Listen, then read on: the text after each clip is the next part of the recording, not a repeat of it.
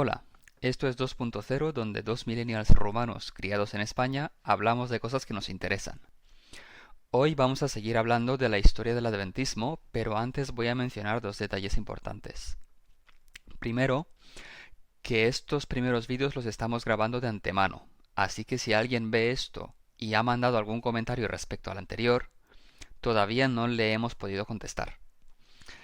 Segundo, es que tengo que corregir una errata del anterior. Es que cuando hablo de la escatología de los puritanos, me hago un lío yo solo y digo imperio romano en vez de otomano. Pido disculpas. Y de momento estamos hablando de todo esto en un orden cronológico. No prometemos que esto sea así en el futuro. Puede que nos paremos, vayamos atrás a hablar en detalle de algún tema que nos llame la atención o del que queramos hablar. Y tampoco prometemos ninguna regularidad de cada cuánto tiempo vamos a sacar un capítulo nuevo. Pero de momento vamos a seguir con el orden cronológico. Y para eso vamos a seguir hablando de William Miller. En el capítulo anterior hablamos de los conceptos de segundo gran despertar, postmilenialismo y premilenialismo. Demis, ¿tú nos podrías recordar brevemente a qué se refieren esos conceptos y qué tienen que ver con el tema de hoy? En el capítulo 20 de Apocalipsis se menciona un periodo de 1000 años, durante el cual Satanás está atado y se le impide tentar a las naciones mientras que los santos reinan con Jesús. Esa es la idea del capítulo 20 de Apocalipsis. Entonces, a lo largo de la historia, algunos cristianos han creído que la segunda venida tendría lugar o bien antes de este milenio, es decir, premilenialismo, mientras que otros cristianos creían que tendría lugar después, es decir, postmilenialismo. Y en el siglo XIX, que es el siglo del que estamos hablando ahora mismo, en Estados Unidos, predominaba la corriente postmilenialista. Esto en cuanto al postmilenialismo y al premilenialismo. Luego, el segundo gran despertar, pues se trataba de un fenómeno social, religioso, de esa misma época, del siglo XIX, que consistía en una gran actividad religiosa y dio lugar a nuevas denominaciones cristianas, pero también revitalizó mucho las iglesias tradicionales y se hacían campamentos, había predicadores famosos, la gente se reunía, estudiaba la Biblia, etcétera. Y todo esto tiene que ver con el tema de hoy porque, como vamos a hablar de William Miller, resulta que este señor precisamente era uno de estos predicadores del segundo gran despertar. Y él apoyaba la postura premilenialista, al contrario que la mayoría de los demás cristianos en ese momento en Estados Unidos, que como ya dijimos eran postmilenialistas. ¿Quién era William Miller? ¿Puedes mencionar un poco algún dato sobre él como persona para saber de quién hablamos? Sí, algunos autores que he leído personalmente coinciden en cuatro detalles básicos sobre su vida, y es que nació en un hogar cristiano, recibió una educación cristiana en 1782, pero luego a lo largo de su juventud él acabó siendo deísta y escéptico. A pesar de eso, después se volvió un miembro respetable de una comunidad bautista y fue desarrollando un gran interés por el estudio de la Biblia. ¿En qué afecta la vida personal de Miller y su pasado a la manera en la que él interpreta la Biblia? Bueno, como ya mencionamos en el capítulo anterior, cuando hablamos de los deístas, era un movimiento que consideraba que Dios sí existía y él había creado el mundo, pero no intervenía en su creación y había dejado que el universo pues se gobernara por una serie de leyes racionales. Por ello, cuando Miller vuelve a sentir interés por la Biblia, le aplica este método racional. Primero, él creía que toda la Biblia es necesaria y es útil. No hay partes de la Biblia que se puedan omitir, que se puedan subestimar o que se consideren más relevantes que otras. Recordemos que algunos deístas, por ejemplo, se quedaban del texto solo con aquellos trozos que les resultaba comprensibles o racionales y desechaban los que consideraban supersticiosos, por ejemplo. En segundo lugar, él creía que cualquiera puede comprender el texto y que Dios le revela su voluntad si es insistente. No hace falta que uno sea teólogo, que sea pastor, sacerdote, para que pueda entender el texto. La comprensión del texto está al alcance de cualquiera que persista en ello. Y en tercer lugar, creía que la Biblia se explica sola. Es decir, no es necesario recurrir a otras fuentes, a otros textos, para comprender su contenido. ¿Y cuál era exactamente el método que él aplicaba? ¿Cómo funcionaba esto en la práctica? Pues él pensaba que lo que había que hacer era coger un versículo y compararlo con todos los demás versículos de la Biblia donde se menciona el mismo tema hasta entender qué dice la Biblia en su conjunto sobre el tema en cuestión. Por ejemplo, el sábado. Si uno quiere saber qué dice la Biblia sobre el sábado, pues coge todos los versículos de la Biblia que hacen mención del sábado, los analiza y al final va a entender qué es lo que dice la Biblia sobre el sábado. Y si al final tú consigues formular una teoría sin contradicciones, es imposible que falles. Entonces, concluyendo, pues Miller considera que la Biblia, bien estudiada conforme a su método, constituye un texto que es coherente, que no tiene contradicciones y tiene un contenido racional, un contenido comprensible por cualquiera que esté interesado en conocerlo. Vale. Y, si mal no recuerdo, por lo que es famoso Miller, es por el tema de la segunda venida de Jesús, las profecías, el fin del mundo y todo esto, que le viene de la interpretación del libro de Daniel, que está más o menos a mitad Biblia. ¿Cómo, cómo y qué pasa cuando Miller llega a estudiar el tema de las profecías de Daniel? Bueno, como tú estás diciendo, Daniel es un libro profético. Eso significa que está lleno de símbolos que ya resulta un poco más complicado de entender. ¿Y qué piensa Miller sobre las profecías? Pues les aplica exactamente el mismo método. Hay que coger todos los textos de la Biblia que hablen sobre una profecía o el tema de una profecía, hay que compararlos y se llega luego a una conclusión. Aparte de eso, como ya mencionamos, creo en el capítulo anterior, Miller es historicista. Eso quiere decir que las profecías se cumplen en algún momento a lo largo de la historia, desde el momento que se escribe esa profecía hasta el fin del mundo. Y esta es una convicción que hasta hoy en día se conserva en el adventismo y que a la mayoría pues les sonará familiar, pero como muchos sabrán, y seguramente en algún momento acabaremos hablando de ello, no es la única manera de interpretar las profecías. Y bueno, teniendo esto en cuenta, así es como Miller llega al famoso texto de Daniel 8:14, que es el texto central en torno al cual gira tanto el movimiento millerista como posteriormente el adventista. Y este texto dice algo así como que después de 2300 tardes y mañanas, el lugar santísimo será purificado, o el santuario será purificado, o depende de las traducciones. Entonces, la cuestión es, ¿qué son las 2300 tardes y mañanas? ¿Qué es ese santuario que será purificado? ¿Y cuándo exactamente se va a cumplir esta profecía en la historia? Y aquí es donde podemos ver un poco cómo funciona este método de Miller. Para encontrar el significado de las 2300 tardes y mañanas, hay otro texto en Ezequiel 4,6 donde se relaciona un día con un año profético.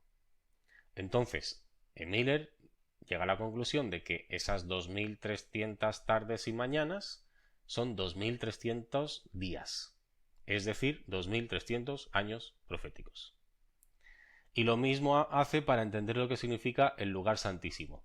Recopila todos los textos que hablan del santuario, del lugar santísimo de la Biblia, y ve que en este caso ya es un poco más complicado porque se refiere a muchísimas cosas, como puede ser el mismísimo Jesucristo, el cielo, el reino de Judá, el templo de Jerusalén, la iglesia o la tierra.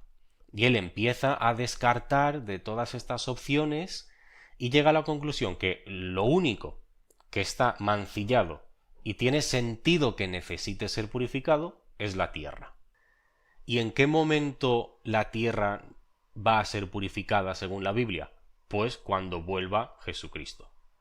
Entonces, ¿cuál es la conclusión de Miller? Que el texto de Daniel 8:14 dice básicamente que después de 2300 años la tierra será purificada, es decir, cuando Jesucristo vuelva. Y entonces, si todas estas profecías se tienen que cumplir en la historia, esa se tenía que cumplir también en algún momento. Pero la cuestión, si lo he entendido bien, era ¿desde cuándo? O sea, 2300 años, ¿desde cuándo? Pues, según el método de Miller, seguimos buscando explicaciones en la Biblia, es decir, en otros textos de la Biblia que estén relacionados con este. Lo que necesitamos, como tú bien dices, es una fecha a partir de la cual empezar a contar estos 2300 años para saber exactamente cuándo va a volver Jesucristo y cuándo la tierra va a ser purificada. Entonces, vamos al siguiente capítulo de Daniel, al capítulo 9.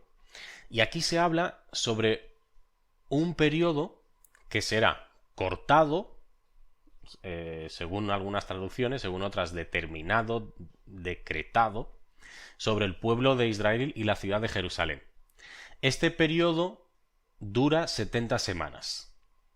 Y si a estas 70 semanas le aplicamos el mismo criterio que hemos mencionado antes, de un día igual a un año profético, 70 semanas son 490 años.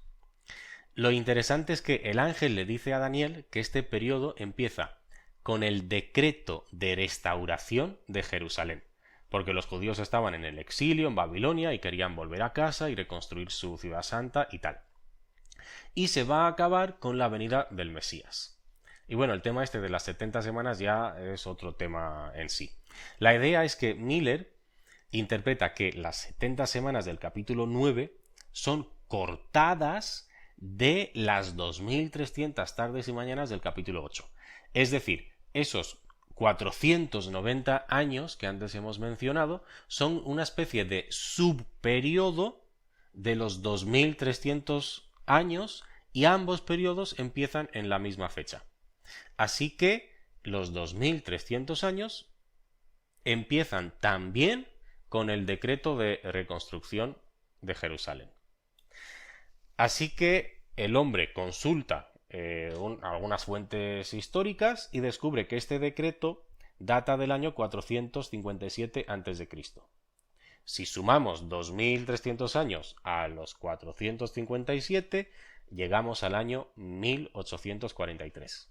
Cuando Miller llega a esta conclusión, faltaban aproximadamente unos 10 años para el 1843. Le quedaban 10 años para predicar y para convencer a cuanta más gente que Jesucristo volvería en algún momento, según él, entre la primavera del 43 y la primavera del 44, porque el año judío se renueva en primavera. También había un texto muy importante para Miller, que era la historia de las 10 vírgenes. Es una historia que está en los Evangelios, donde hay 10 vírgenes que esperan a que llegue el novio.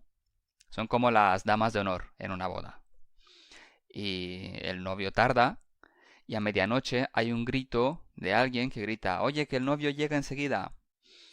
5 de las vírgenes se han quedado sin aceite para la lámpara, y no tienen luz. Así que piden a las otras 5 que les presten. Esas les dicen que nanay, que les queda el justo para ellas, así que apañaos. Así que las 5 primeras que se han quedado sin, se van a una tienda o a donde sea a comprar aceite. Mientras tanto el novio llega, se encuentra solo a 5 de las vírgenes, entra a la fiesta con ellas y se cierra la puerta. Las otras 5 que han ido a comprar aceite llegan tarde, se quedan fuera y no les dejan entrar en la fiesta. Miller se identifica a sí mismo y a su mensaje como ese grito de medianoche que avisa que el novio llega enseguida, el novio siendo Jesús.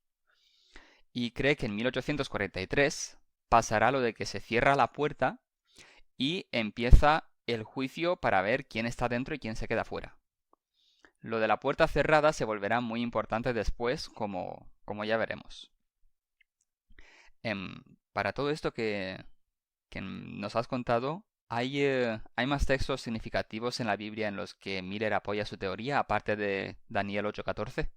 Sí, hay otro texto fundamental que es el capítulo 14 de Apocalipsis, que cumple un papel central en el milerismo y también lo va a cumplir en el adventismo, como ya veremos. Y aquí aparece una serie de 3 ángeles, cada uno tiene un mensaje. El milerismo ofrece una interpretación a los 2 primeros, al tercero yo personalmente no sé cómo lo interpretaban ellos. Entonces el primer ángel anunció la llegada de la hora del juicio. Es el mensaje del primer ángel del capítulo 14 de Apocalipsis. Y evidentemente Miller cree que ese mensaje se cumple con su movimiento. Los milleritas eran ese primer ángel, anunciando al mundo la llegada de la segunda venida de Jesucristo, que evidentemente ellos identificaban con la hora del juicio, el juicio final. Ya veremos más adelante que el adventismo conservará esta interpretación, pero con alguna ligera matización. Y bueno, al principio pues todo era muy bonito para Miller, le invitaban a predicar en todas las iglesias porque venía mucha gente a escucharlo, pero cuando se acercaba el año 1843 la cosa se empieza a poner fea, porque su mensaje contradecía el premilenialismo de los dogmas de casi todas las iglesias, como ya dijimos varias veces. Así que Miller y sus seguidores empiezan a ser excomulgados. Empiezan a reunirse donde buenamente podían y a prepararse para la llegada de 1843. Y en una de esas grandes reuniones, un tal Charles Fitch predicó sobre el segundo ángel de Apocalipsis. El mensaje de este dice algo así como que ha caído la Babilonia y los míos, es decir, los de Dios, los buenos, que estéis aún en Babilonia, por favor salid de ahí. Y su razonamiento es muy interesante. La Babilonia es todo lo que se opone al reino de la Nueva Jerusalén, y aunque tradicionalmente los protestantes habían identificado siempre a la Babilonia con la Iglesia Católica, Fitch consideró como Babilonia también a esas iglesias protestantes de los Estados Unidos que los había echado y que se oponían por tanto al reino de Dios.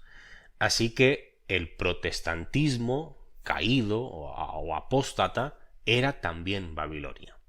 Y este concepto sigue vivo en la interpretación profética adventista más común hasta el día de hoy. Entonces, resumiendo, los milleritas creían que ellos cumplían el mensaje del primer ángel, anunciando la llegada del juicio, y el mensaje del segundo ángel, predicando la salida de la Babilonia, es decir, de toda la Iglesia Católica y el protestantismo que se había vuelto apóstata. Vale. Spoiler alert. En 1843 no se acabó el mundo. Por si alguno se había asustado mientras nos escuchaba. Pero los mineritas siguen existiendo. No se dan por vencidos. ¿Por qué siguieron una vez más?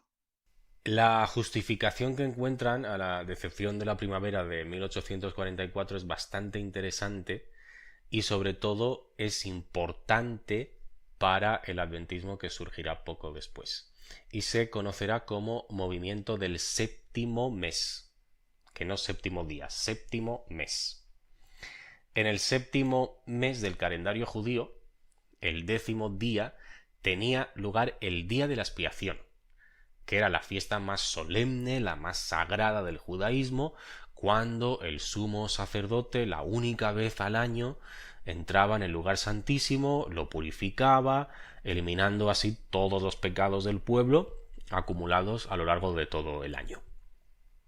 Los conceptos de lugar santísimo y purificación nos recuerdan precisamente a nuestro famosísimo versículo de Daniel 8:14. El lugar santísimo será purificado. Y si tenemos en cuenta que Jesucristo es identificado en Hebreos por Pablo como nuestro sumo sacerdote, pues ya tenemos todo el paralelismo clarísimo. Daniel 8:14 habla sobre Jesucristo, que en su papel de sumo sacerdote purificará el santuario, es decir, la tierra, el día de la expiación, 2300 años después del decreto de reconstrucción de Jerusalén. ¿Y por qué esto ayuda a los mileritas a justificar que Jesucristo no volviera en la primavera del año 1844? Porque el día de la expiación del calendario judío caraíta de ese año caía el 22 de octubre. Así que estaba claro, el 22 de octubre de 1844, Jesucristo, el sumo sacerdote, en el día de la expiación, llevará a cabo la purificación del santuario, es decir, de la tierra, mediante su segunda venida. Bueno, pues este es el tercer spoiler de que la Tierra tampoco se acaba en octubre de 1844. Y esta vez ya no quedaban más prórrogas posibles. Era la última ya. Ni a la tercera va la vencida. Así que supongo que había que parar un momento y pensarse las cosas con calma e intentar entender qué ha pasado. Y esto que ellos vivieron en ese momento es lo que se llama la gran decepción. Cómo se lo toman después es algo que ya hablaremos en el próximo vídeo, si todo va bien. Pero de todo esto que hemos hablado ahora, ¿qué es lo importante? ¿Qué es lo que sobrevive en el adventismo hasta ahora? ¿Qué es lo que se queda? El adventismo se queda con muchos elementos del milerismo, como por ejemplo las consideraciones sobre la Biblia.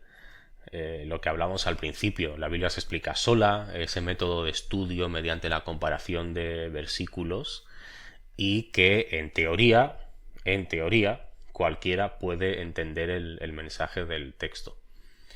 Otro aspecto sería el historicismo, que lo explicamos un poquito, como forma de interpretación de las profecías, buscándose siempre un cumplimiento de cada símbolo, de cada fecha, de cada periodo en la historia secular.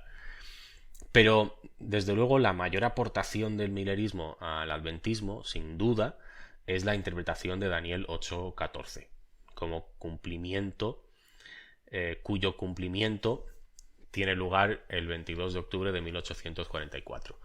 Esta fecha se relaciona con el día de la expiación, marca el comienzo del juicio y tiene lugar la salida de la Babilonia anunciada por los ángeles de Apocalipsis 14.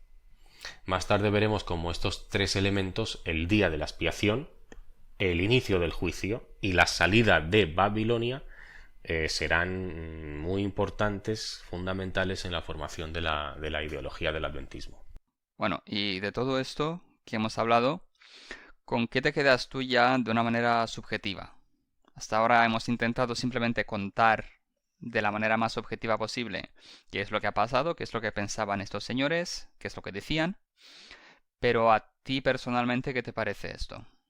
Yo observo primero un cambio interesante en la actitud que Miller tenía hacia la Biblia y la actitud que se tiene muchas veces en la iglesia hoy en día hacia ese mismo texto. Para Miller la Biblia no era un oráculo al que uno va a ver al azar con qué versículo le contesta Dios a sus inquietudes, a sus oraciones. Lo típico que uno va, abre y según donde se abra el libro, pues ahí encuentra en el texto la respuesta de Dios. Para Miller era un texto con un mensaje, ese mensaje tenía un sentido determinado que había que estudiar y que había que entender de una forma sistemática. Luego también en la iglesia se dice a menudo esto de que muchos temas bíblicos no los podemos entender, son un misterio, no hace falta darle muchas vueltas porque nuestra mente limitada no puede comprenderlos y ya nos lo explicará Jesucristo en el cielo y tal. Pero, según Miller, cualquiera puede entender el mensaje de la Biblia si aplica ese método apropiado que él establece, echándole paciencia, echándole ganas y utilizando el texto que se explica solo. Aunque luego en la práctica pues nos damos cuenta que en realidad no es tan fácil de entender como Miller pretendía. Él mismo comete un error y da una interpretación que luego es rechazada y es modificada por el adventismo, que continúa estando igual de seguro que su nueva interpretación es la interpretación correcta. Y esto lo justifica con aquello de que la luz va en aumento. Pero si va en aumento, puede ser que la interpretación actual también esté equivocada. La cuestión es si se acepta y se asume esa posibilidad y ese riesgo, que yo creo que es la idea que uno tiene que aprender de esta historia. Y luego, pues está claro que la Biblia no es como una receta de cocina o un manual de instrucciones. Es un texto muy complejo, no siempre es muy coherente ni uniforme, y por ello pues da lugar a muchísimas interpretaciones que muchas veces son difíciles o imposibles de verificar. Luego creo que hay también una pequeña contradicción en el método de Miller. Y es que por un lado dice que la Biblia se explica a sí misma, pero en cuanto llega a su aportación estrella, que es la interpretación de Daniel, esa interpretación es imposible si no buscas también en un libro de historia. Porque la Biblia te dice lo de los 2300 años, lo del periodo que forma parte de los 2300 años, etcétera. Pero la Biblia en ningún Y momento te te dice dice, que te dice lo de el decreto de reconstrucción. También sí, el detalle te lo menciona. pero no te dice cuándo ocurrió el decreto de reconstrucción, obviamente porque cuando se escribió la Biblia los años aún no se contaban a nuestra manera. Así que uno necesita sí o sí salirse de la Biblia e ir a un libro de historia. Y además cuando uno va a un libro de historia resulta que hubo 3 decretos sobre la reconstrucción de Jerusalén. ¿Y cuál de ellos eliges? ¿Cuál es el bueno? Si no recuerdo mal, el argumento de Miller era que la ciudad como tal existía de verdad solo si tenía murallas. Así que aquel decreto que incluía la construcción de una muralla es el que se toma por bueno, de los 3 que hay. Y así es como acaba con la fecha del 457, que si somos sinceros puede parecer un poquito arbitrario, a lo mejor. Y todo esto son problemas de su método, por lo menos de base, que evidentemente luego en las conclusiones no han sido acertadas y yo creo que tenía que ver con una contradicción interna en su método. También mencionaría algo que no hemos dicho, y es que él no era el único que interpretaba el texto de esta manera, y tampoco era el único que preveía que el fin del mundo tendría lugar aproximadamente entre 1830 y 1840. Hubo muchos otros intelectuales, teólogos, etcétera, a los que les apasionaba el tema y por un motivo u otro llegaron a conclusiones similares. Bueno, a pesar de todos estos puntos débiles, digamos, me gustaría mencionar un párrafo que me parece muy apropiado para ir concluyendo, escrito por Walter Martin, que es un autor muy importante en la historia adventista, que más tarde hablaremos en detalle sobre él, que dice lo siguiente: se han escrito muchos libros sobre William Miller y sobre el movimiento millerista, pero en lo que a este autor le consta, ninguno de estos libros ha demostrado hasta ahora que Miller fuera deshonesto o que hubiese pretendido engañar a sabiendas a alguien en su interpretación profética. Por el contrario, disfrutaba de una buena reputación entre la mayoría de los que lo conocían como un cristiano honesto y sincero. Por consiguiente, no es necesario aceptar los errores del millerismo para respetar la figura histórica de William Miller. Sí, y como decíamos en el episodio anterior, creo que lo dijimos, que William Miller no se hizo rico con esto, que es un poco la prueba del algodón de si uno es un charlatán que intenta aprovecharse o si se lo cree de verdad. Que está uno 10 años convenciendo a la gente y teniendo un montón de seguidores y no acaba siendo rico. De hecho, él falleció poco tiempo después. Él nunca acabó siendo miembro de ninguna de las denominaciones que surgieron de esto. No aceptó nunca la interpretación que los adventistas darían. Y esto ya no sé si es una leyenda o pero lo he leído por ahí, que él mismo dijo que bueno, si él volviera a calcular, llegaría una y otra vez a la misma conclusión. O sea, él había sido honesto, sincero consigo mismo, pero simplemente lo que él preveía no se cumplió. Y no intentó darle más vueltas ni explicaciones. Lo asumió y punto. Lo cual me parece respetable y admirable por su parte.